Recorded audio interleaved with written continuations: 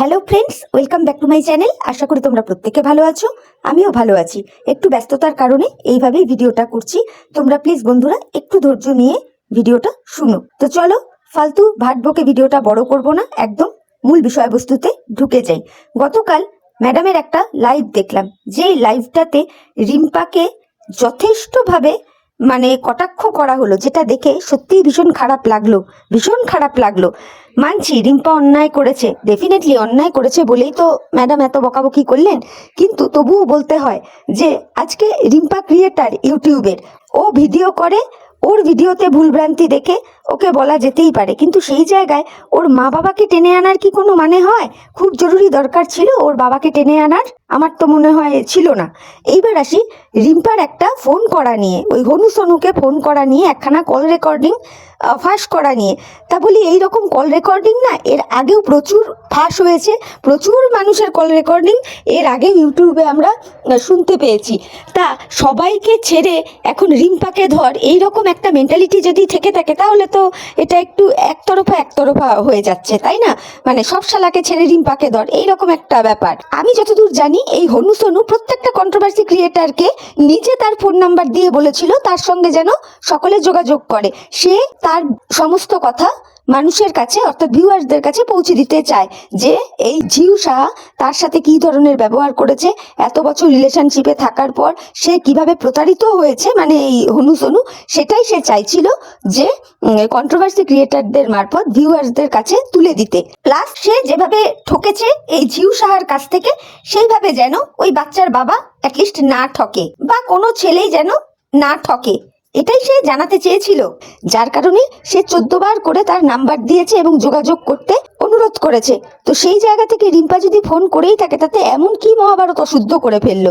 আর এই কল রেকর্ডিংটা শুনিয়েই বা কি প্রুফ হলো ঠিক বুঝতে পারলাম না। তবে হনু সনুর অন্যায় কোনগুলো হয়েছে? হনু সনু একদমই উচিত কাজ করেনি ঝিউ সাহার ওই সমস্ত প্রাইভেট ভিডিও পিকচার এইগুলো পাবলিক করে। ওর যদি কিছু করারই হতো ও পুলিশ প্রশাসনের দ্বারস্থ হতো, কিন্তু সেইগুলো না করে ও সোশ্যাল প্ল্যাটফর্মে দিয়েছে। এই কাজটাকে আমি কখনোই সমর্থন করি না। তো যাই হোক, রিম্পাকে যথেষ্টভাবে বলা হলো, ম্যাডামের ওই উত্তেজনাটা দেখে না সত্যি আমি ভাবছিলাম যে ম্যাডামের বিপি না চড়ে যায়। আর রিম্পাকেও বলবো, এত হঠকারী সিদ্ধান্ত তুমি কেন নাও বলো তো? জানো তো যে কোনো জিনিস না করার আগে 10 বার ভাবতে হয়। তুমি ভাবো কি যে তুমি আগে থেকে কাউকে ফোন করে কন্টেন্ট সেখান থেকে নিয়ে আগে পাবলিশ করলে তোমার ভিউজ বেশি হবে, এগুলোই তো চিন্তা করো তুমি। এগুলো চিন্তা করেই তো যোগাযোগ করো। তো কেন করো বলো তো? এই যে পরে এখন আচলা বাসগুলো তোমাকে নিতে হয়, সবাই কিন্তু সবার জায়গায় ঠিকই থাকে, আর বাসগুলো তুমি খেয়ে যাও। এত হঠকারী সিদ্ধান্ত নিও না, একটু ঠান্ডা মাথায় কাজ করো, একটু ঠান্ডা মাথায় বুঝে শুনে করো। তবে দেখে ভালো লাগছিল যে তুমি সেলফ ডিফেন্স করে গেছো কালকে ওই লাইভে। তুমি যে মুখ লুকিয়ে ওখান থেকে চলে আসোনি, সত্যি তার জন্য তোমাকে স্যালুট। সত্যি তো নিজের রেসপেক্ট নিজের কাছে। কেন তুমি তোমার অপমানটা সহ্য করবে? সত্যি কথাই তো, যদি আজকে অন্যায় না করে থাকো কেন মাথা নিচু করে চলে আসবে? তো এটা দেখে ভীষণ ভালো লাগলো যে তুমি শুরু থেকে শেষ অবধি তুমি কিন্তু লড়ে গেলে। খুব বাজে লাগছিল যে কথায় কথায় রিম্পার বাবা মাকে টেনে আনা হলো। এইবার বলি, আমরা কোথায় কাজ করি? একটা ইন্টারন্যাশনাল প্ল্যাটফর্মে। এখানে কে কাকে ভিউজ দেবে, কোন দেশ থেকে কারা আমাদের ভিডিও দেখবে, আমরা তো কেউ অন্তর্যামী নই, আমরা তো আগে জেনে বসে থাকি না, তাই না? আমাদের ভিডিওতে বাংলাদেশের মানুষও দেখে, পাকিস্তানের মানুষও দেখে, ইন্ডিয়ার মানুষও দেখে, আমেরিকার মানুষও দেখে, ইংল্যান্ডের মানুষও দেখে। তো যে যেখান থেকে পারে দেখে, যেহেতু এটা ইন্টারন্যাশনাল প্ল্যাটফর্ম, এখানে দেশ বিভাজন, কে হিন্দু কে মুসলিম, কে কোন দেশ থেকে রয়েছে, এগুলো আসবে কেন? আমাদের কাজ কি, প্রত্যেকটা ক্রিয়েটারের কাজ কি? মানুষকে এন্টারটেনমেন্ট করা। তাতে মানুষ যে যেখান থেকে রয়েছে তারা ভালোবেসে ভিউজ দেয়। এই জায়গায় মনে হয় না ইন্ডিয়া, বাংলাদেশ, পাকিস্তান ইত্যাদি কোনো দেশ নিয়ে ফালতু কথাবার্তা টেনে এনে একটা কি বলবো, দেশে দেশে দ্বন্দ্ব সৃষ্টি করার। আর কালকে রিম্পাকে যেইভাবে বলা হচ্ছিল, তাতে মনে হচ্ছিল রিম্পা একমাত্র ইন্ডিয়ার মধ্যে দেশদ্রোহী একটা মেয়ে, সেরকমই মনে হচ্ছিল। তো এইগুলো মনে হয় করাটা উচিত না। তারপরে আরো একটা জিনিস দেখলাম, এই যে মামুনের মনের কথা, অর্থাৎ মামুন, ও তো অন্যায় করেইছে, ধরিত্রীদির ছেলেকে ওইভাবে বলে ও চূড়ান্ত অপরাধ করেছে, যার জন্য ওকে কিন্তু কেউ ছেড়ে কথা বলেনি। মামুনকে ধুইয়ে ওকে কাপড় পরিয়ে দেওয়া হয়েছে। তারপরে আমরা কি দেখেছি, মামুন তার জন্য ক্ষমাও চেয়েছে। তাহলে কেন কালকে অহেতুকভাবে মামুনের ওই কল রেকর্ডিংটা আবার শোনানো হলো? কি কারণে? কথা তো হচ্ছিল রিম্পাকে নিয়ে আর দীপ্তিদিকে নিয়ে। দীপ্তিদির ব্যাপারেও আসবো, বিষয়টা তো চলছিল এইখানে। তাহলে মামুনকে ওইখানে টেনে আনা হলো কেন? ঠিক বুঝতে পারলাম না। মানে কালকে ভীষণ খারাপ লেগেছে, ভীষণ খারাপ লেগেছে। মানে এখন দেখা যাচ্ছে কি ইউটিউবে ভিডিও করতে গেলে হয়তো একটা সীমারেখা টেনে দিতে হবে, যে যারা ইন্ডিয়ান তারাই ইন্ডিয়ানদের ভিডিও দেখবে, যারা বাংলাদেশি তারা বাংলাদেশিদের ভিডিও দেখবে, ইন্ডিয়ানরা বাংলাদেশিদের নিয়ে কোনো কথা বলবে না, বাংলাদেশিরা ইন্ডিয়ানদের নিয়ে কোনো কথা বলবে না, এরকম একটা ব্যাপার। এ আবার হয় নাকি? এটি ইন্টারন্যাশনাল প্ল্যাটফর্ম, প্রত্যেকের বাক স্বাধীনতা আছে, প্রত্যেকে প্রত্যেকের মতামত রাখতে পারে। এই যে আমরা আজকে এত ক্রিকেট খেলা দেখি, আমরা নিজেরাও তো মানে ইন্ডিয়া পাকিস্তানের খেলা হলে একটা রই রই হই হই ভাব করে দেখি যে হ্যাঁ কতক্ষণে পাকিস্তানের 2টো উইকেট পড়বে, ইন্ডিয়া জিতবে। এই যে একটা ব্যাপার, এই যে একটা ব্যাপার, এর মানে কি আমরা পাকিস্তানকে অপমান করছি বা পাকিস্তানের সম্পর্কে কোনো বাজে কথা বলছি? এটা হয়ে যায়। দেশে দেশে সৌহার্দ্যতার সম্পর্ক অথবা শত্রুতার সম্পর্ক, এই বিষয়গুলো তো রাজনৈতিক মহলে চলে, এইগুলো তো ইউটিউবে চলে না। ইউটিউবটা একটা ইন্টারন্যাশনাল প্ল্যাটফর্ম। এখানে আমি ইন্ডিয়া থেকে ভিডিও করলেও আমি একজন ক্রিয়েটার, আরেকজন যিনি বাংলাদেশ থেকে ভিডিও করছেন তিনিও একজন সেই ক্রিয়েটার, যিনি পাকিস্তান থেকে ভিডিও করছেন তিনিও একজন ক্রিয়েটার। মানে আমরা সবাই এক, এখানে আমাদের কোনো দেশ ধর্ম জাতি বলে আলাদা কিছু তো নেই। তো ওই জন্যই বললাম ফালতু ফালতু দেশ সম্পর্কে এই ধরনের কথাগুলো টেনে এনে দেশে দেশে দ্বন্দ্ব লাগাবার মনে হয় না কোনো মানে আছে বলে। আমরা যারা বাঙালরা রয়েছি, আমাদের জন্ম ইন্ডিয়াতে হলেও আমাদের পিতৃপুরুষ সবাই ওপার বাংলার, বেশিরভাগ জনেরই ওপার বাংলার।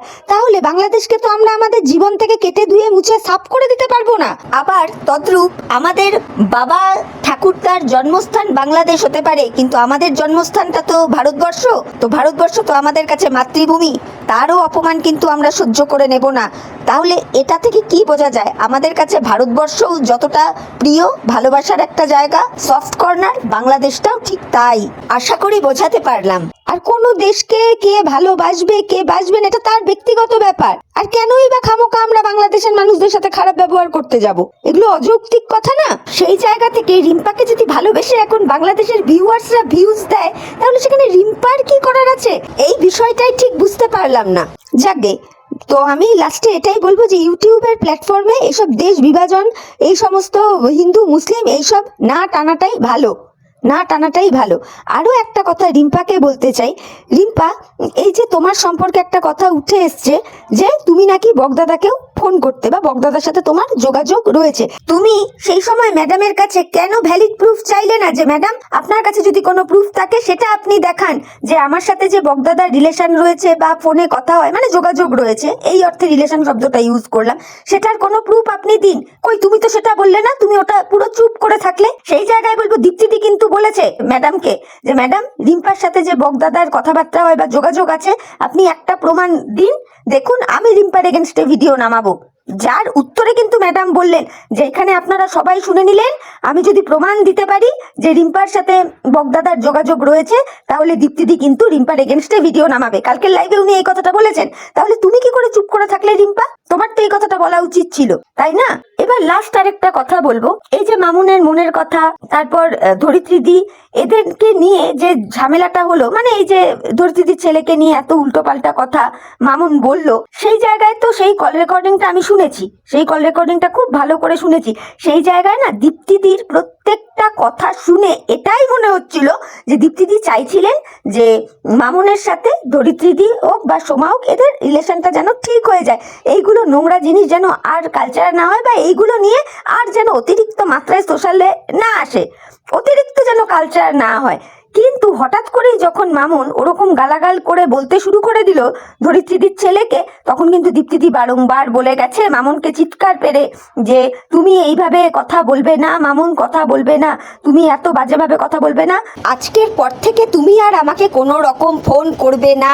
পরিষ্কার কিন্তু দীপ্তিদি এই কথাটা বলেছিল, আমি একবার নয় একাধিকবার ওই কল রেকর্ডিংটা শুনেছি। তাহলে ম্যাডাম আপনি কি করে এই কথাটা বলতে পারেন যে ওই রকম একটা মানে ফোন কলের পরে দীপ্তিদি ক্যামেরা খুলে কাঁদতে বসে গেছে?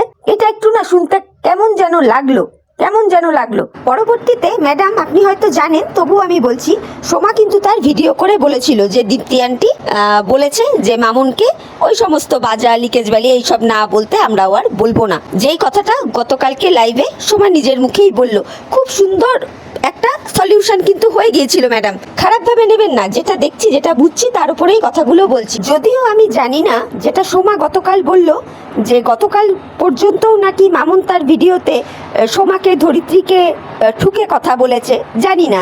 যাই হোক, আমি মামুনের ভিডিও দেখেছি, তো দেখো আমার ভুলও হতে পারে, এটা সোমার উদ্দেশ্যে বললাম। তবে আমার কাছে না তেমনটা মনে হয়নি যে মামুন তোমাকে বা ধরিত্রীদিকে ঠুকে কিছু বলছে। যাই হোক, এবার আমার ভুলও হতে পারে, কিন্তু যদি মামুন তোমাকে বা ধরিত্রীদিকে ঠুকে কোনো কথা বলে থাকে তাহলে বলবো এটা মামুন অন্যায় করেছে।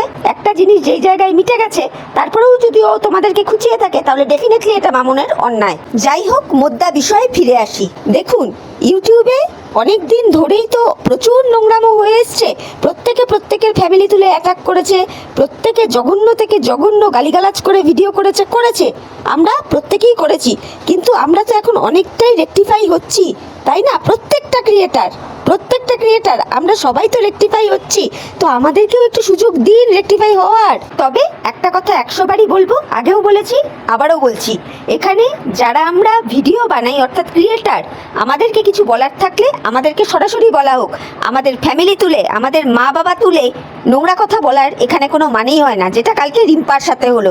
একদম ধিক্কার জানাই এই বিষয়টাকে। রিম্পা এখানে ক্রিয়েটার, রিম্পার ভুল দেখলে একবার কেন 1000 বার তাকে বলা হোক, কিন্তু তার বাবা মাকে নয়। সেম ভাবে আজকে সঞ্জয় দার কথা বলছি, যদি সঞ্জয় দার কোনো ভুল থাকে সঞ্জয় দাকে বলা হোক, তার ফ্যামিলিকে কেন?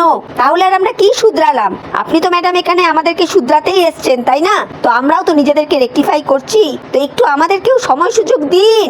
আজকে সঞ্জয় দা, সুতপাদি, তারা তো নিজেদেরকে অনেক রেকটিফাই করেছে, সুন্দর করে ভিডিও করছে। আজকে সীমাদি কিভাবে ভিডিও করতো সেখান থেকে বহু গুণে ভালো ভিডিও করছে। আপনি নিজে বললেন সীমাদিকে যারা নোংরা ভাষায় বলতো, ওই যে প তয় হস্যই তয়াকার, সেই ভাষাটা আর দেওয়া যাবে না, বন্ধ হয়েছে তো?